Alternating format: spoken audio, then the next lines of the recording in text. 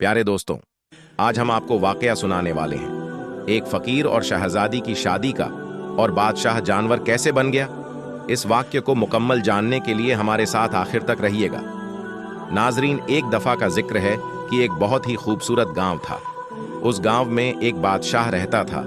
उसकी एक खूबसूरत सी बेटी थी। बाप अपनी बेटी से बहुत ज्यादा मोहब्बत करता था। जब उसकी बेटी शादी के लायक हो गई तो उसके रिश्ते दूसरे राजाओं के पास से आने लगे।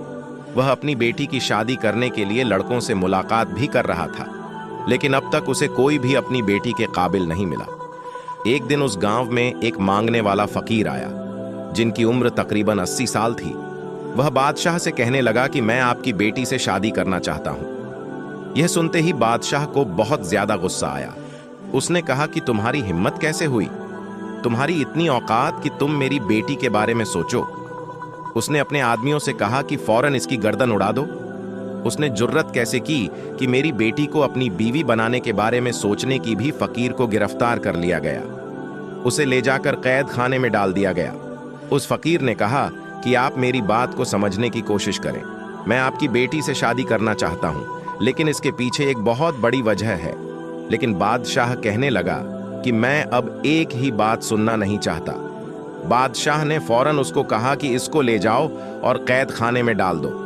उस फकीर को कैद खाने में कोड़े मारे जा रहे थे। जब यह खबर राजकुमारी तक पहुंची तो उसने अपने बाप से कहा कि यह आप क्या कर रहे हैं, किसी बुजुर्ग के साथ ऐसा करना अच्छी बात नहीं। उसने कहा कि तुम बीच में मत पड़ो। वह राजकुमारी फकीरों की बहुत ज्यादा इज्जत करती थी, बहुत नेक थी। उसने कहा कि जो भी हो, मैं इस बात को पसंद नहीं करती कि इस मुल्क का राजा इस तरह से किसी बूढ़े इंसान पर जुल्म करे। राजा ने कहा कि तुम्हारी बात को मैं मान लूंगा, अब यहां से जाओ। वह वहां से जा चुकी थी, लेकिन शहजादी को यह नहीं पता था कि वह उसकी शादी का पैगाम लेकर यहां आया था। जब राजकुमारी को इस बारे में मालूम हुआ तो यह फकीर मेरे लिए शादी का पैगाम लेकर आए थे, तो अपने बाप के पास फिर आई और कहने लगी, क्या इस फकीर ने मुझसे शादी करने के लिए कहा था? बादशाह ने सबको मना कर दिया था कि मेरी बेटी को इस बारे में पता ना चले, क्योंकि वह बहुत जिद्दी है और जो फैसला करती है डंके की चोट पर करके रहती है।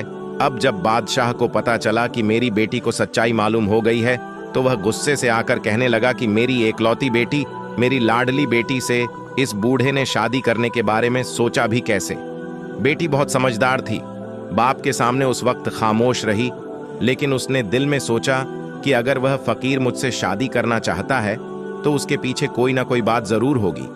वह उसी फकीर से मुलाकात करने के लिए कैद खाने में गई। फकीर से कहने लगी कि आप मुझसे शादी क्यों करना चाहते हैं। फकीर ने कहा कि जब तुम मुझसे शादी करोगी तो उसके बाद तुम्हें खुद ही पता चल जाएगा मैंने तुमसे शादी क्यों की। वह कहने लगी कि ठीक है, मैं आपसे शादी करने के लिए तैयार हूं। यह खबर पूरे मुल्क में आग की तरह फैल चुकी थी। लोग तरह तरह की बातें कर रहे थे कि शहजादी उस बूढ़े फकीर से शादी करना चाहती है और वह खुद इस पर राजी भी है। बादशाह ने अपनी बेटी को लाख समझाने की कोशिश की तो उसने जवाब दे दिया, आपने मुझे बड़े नाजों से पाला है, मेरी हर ख्वाहिश को आपने पूरा किया। अब जब मामला शादी का है, जब मुझे शादी करनी है तो मैं उसी से शादी करूंगी जिससे मेरा दिल चाहेगा। लेकिन बादशाह मानने को तैयार नहीं था। उसकी एकलौती शहजादी थी, एक फकीर के साथ शादी रचा दी। बादशाह अपनी बेटी की जिद की वजह से बहुत ज्यादा परेशान था कि वह कैसे अपनी बेटी की शादी एक फकीर के साथ कर दे। वह बोली कि मैं शादी करूंगी तो उसी से करूंगी। मैंने उनकी आंखों में सच्चाई देखी है जो आज तक मैंने किसी की आंखों में नहीं देखी। बेटी के कहने पर बादशाह को आखिरकार मानना पड़ा। उसने खुद पूरी सल्तनत में ऐलान कर दिया, हमारी बेटी की शादी हो रही है, लेकिन यह शादी बहुत ही सादगी के साथ होगी। सिर्फ निकाह होगा और मेरी बेटी आज के बाद महल में नहीं रहेगी, बल्कि उसकी झोपड़ी में जाकर उसके साथ ही रहेगी जिससे वह शादी कर रही है। बादशाह बहुत गुस्से में था, क्योंकि वह नहीं चाहता था कि उसकी बेटी की शादी उस फकीर से हो। वह अपनी मनमानी कर रही थी, इसलिए उसने अपनी बेटी को सजा देनी चाहिए कि जब सब कुछ ऐशो आराम छोड़कर उस फकीर के साथ झोपड़ी में शहजादी को रहना पड़ेगा तो उसे इससे बड़ी सजा आखिर शहजादी के लिए क्या हो सकती है। बादशाह का हुक्म तो लोगों के लिए बहुत अनोखा था, लेकिन सबसे ज्यादा हैरान गोइथोंग फर के साथ झोपड़ी में रहने के लिए तैयार हूं। जब मैं शादी कर रही हूं तो फिर जहां मेरा शौहर रहेगा मैं भी वहीं रहूंगी। यह एक अनोखी दास्तान थी जो किसी के समझ में नहीं आ रही थी। एक नौजवान शहजादी एक बूढ़े फकीर से शादी क्यों करना चाहती है? बहरहाल शादी हो गई। बादशाह के हुक्म पर फकीर के साथ शहजादी चली गई। फकीर का घर बस एक दरख्त के नीचे छोटी सी झोपड़ी थी। फकीर वहां पहुंचकर अपनी बीवी से कहने लगा, ये मेरा छोटा सा आशियाना है, तुमने अब यहीं रहना है। तुमने बगैर वजह जाने मुझसे शादी कर ली। तुम बहुत अच्छी सोच की मालिक हो। मैं तुम्हारी इस बात का बहुत ज्यादा शुक्रिया अदा करता हूं, लेकिन मेरे पास ऐसा कुछ नहीं कि दिन भर मैं भूखा रहता हूं। रात को इबादत करता हूं, जब कभी कहीं से मिल जाता है तो खा लेता हूं। क्या तुम मेरे साथ इस हाल में रह लोगी? शहजादी कहने लगी कि अगर आपसे मैंने शादी की है तो इसका मतलब यही है ना कि आप जिस हाल में मुझे रखेंगे मुझे उसी हाल में रहना होगा। फकीर बोला कि मैंने तुमसे शादी की है, इसके पीछे दो बड़े राज हैं, लेकिन तुमने मुझसे शादी क्यों की? उसने कहा कि मैंने अल्लाह की बारगाह में दुआ की थी, अगर मेरी जिंदगी में कोई नेक इंसान आएगा तो मैं उसी को अपना शौहर कबूल करूंगी, चाहे वह किसी सल्तनत का राजकुमार हो या कोई दरवेश हो। उस दिन आप हमारे लिए यहां आए, मैं अपनी दुआ को अपनी आंखों से कबूल होता देख रही थी और मैं आपसे शादी के लिए राजी हो गई। इसीलिए मेरे अब्बा जान भी आज मुझसे नाराज हैं, पर मैंने अल्लाह ताला को हाजिर और नाजिर जानकर इस रिश्ते को कबूल किया। फिर जो भी हो जाएगा आपके साथ रहना पसंद करूंगी। वह इतनी सब्र करने वाली थी कि वह फकीर ऐसी बीवी को पाकर बहुत ज्यादा खुश था और दोनों दिन भर के भूखे रहते। रात भर अल्लाह की इबादत करते। फकीर किसी मकसद के बगैर कोई काम नहीं करते। शहजादी अच्छी तरह इस बात को समझ चुकी थी। वह शाही महल छोड़कर आई थी, शाही गुजर बसर छोड़कर फकीरी की जिंदगी अपनाकर अल्लाह का शुक्र अदा कर रही थी। वह फकीर अपनी बीवी को इस हाल में देखकर अल्लाह ताला का बहुत ज्यादा शुक्रिया अदा करता, उसके लिए हमेशा दुआ करते रहता। एक दिन वह फकीर किसी काम के लिए जंगल से बाहर गए। वहां पर शहजादी से मुलाकात करने के लिए एक अनजान आदमी आ गया। वह दरअसल उसके बाप की तरफ से भेजा गया एक नौकर था। उसने कहा कि आपके अब्बा जान आपको बहुत ज्यादा याद करते हैं और कहते हैं कि हमारी शहजादी खुश है कि नहीं, उस फकीर के साथ किस हाल में है। यह सुनकर उस शहजादी का दिल भर आया और फिर उस नौकर ने कहा, हमारी बेटी से कह देना कि अगर वह वापस महल आना चाहती है तो हम उसको महल वापस बुलवा लेते हैं और यह रिश्ता भी खत्म करवा देंगे। शहजादी ने कहा, लगता है मेरे बाप ने मुझे पहचाना नहीं। मैं उनके साथ बहुत ज्यादा खुश हूं और अल्लाह ताला की रजा पर मैं बहुत राजी हूं। वह मेरे शौहर हैं और मैं उनसे बहुत ज्यादा खुश हूं। उस नौकर ने कहा कि आपके बाप ने आपके लिए एक बहुत बड़ा मोती भिजवाया है। वह नौकर जिद करके मोती को वहां पर रखकर चला गया। वह फकीर जब अपने काम से वापस आए, उन्होंने मोती को सामने देखकर कहा, यह तुम्हें किसने दिया? उसने सारी कहानी सुना दी। वह बोले, अगर आप मेरे साथ खुश नहीं हैं, अगर आप अपने वालिद के पास जाना चाहती हैं तो जा सकती है। मैं आपसे कोई शिकायत नहीं करूंगा। मैं आपसे राजी हूं, बल्कि मैं यही चाहूंगा कि आप खुश रहे। उस पर शहजादी कहने लगी, मैं बहुत ज्यादा खुश हूं और मुझे किसी चीज की कोई कमी नहीं है। सब कुछ मुझे आपकी सूरत में मिल गया है। आप क्या चाहते हैं ये मुझे नहीं पता, बस मैं अल्लाह की रजा के लिए यहां पर आपके साथ खुश हूं। और जहां तक बात है इस मोती की, तो इस मोती को मैं रखना नहीं चाहती। यह तो वह नौकर मेरे पास जबरदस्ती रखकर चला गया था। वह फकीर बोले कि आपको इससे कोई लगाव नहीं, आपके वालिद ने आपके लिए भेजा है।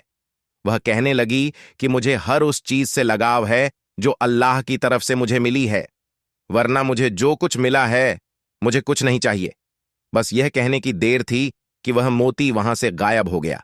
यह देखकर वह फकीर मुस्कुराए। आपने अपनी बीवी को यह बात नहीं बताई थी कि यह सब क्या हुआ है। आपने कहा कि तुम एक नेक और पारसा औरत हो। यह मोती जहां से आया था उसी जगह वापस चला गया। एक सादा औरत अपने शौहर के साथ प्यार से रहती। उम्र का इतना फर्क था, तब भी उसको सकून था।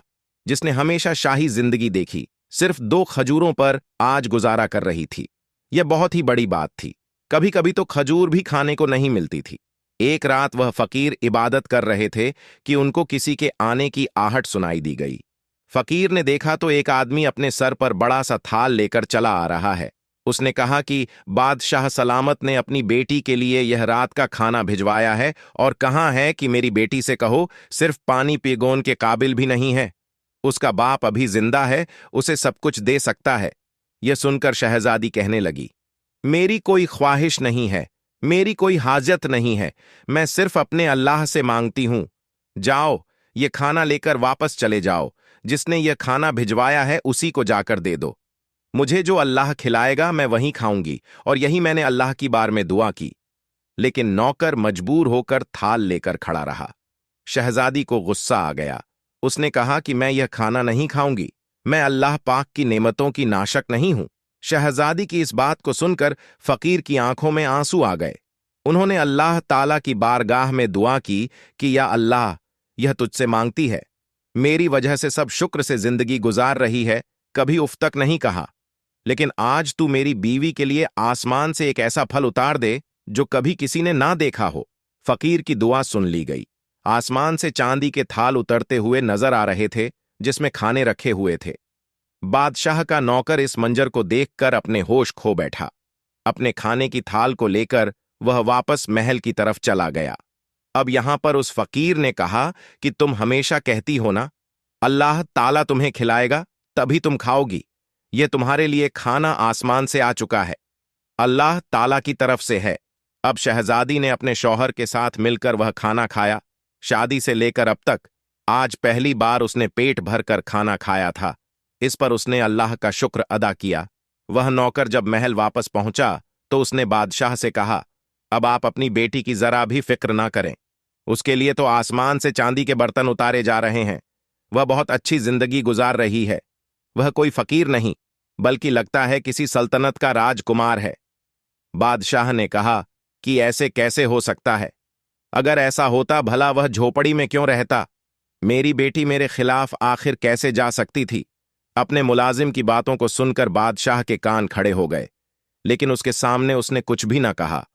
उसने कहा, मैं भी तो जरा जाकर देखूं मेरी बेटी के लिए, आखिर खाना कहां से आता है। एक दिन वह चुपके से भेष बदलकर फकीर की झोपड़ी के पास पहुंच गया। उधर फकीर ने फिर अल्लाह की बारगाह में दुआ की। बादशाह ने खुद अपनी आंखों से देखा कि आसमान से थाल उतरता हुआ आ रहा था, और उसमें ऐसा खाना था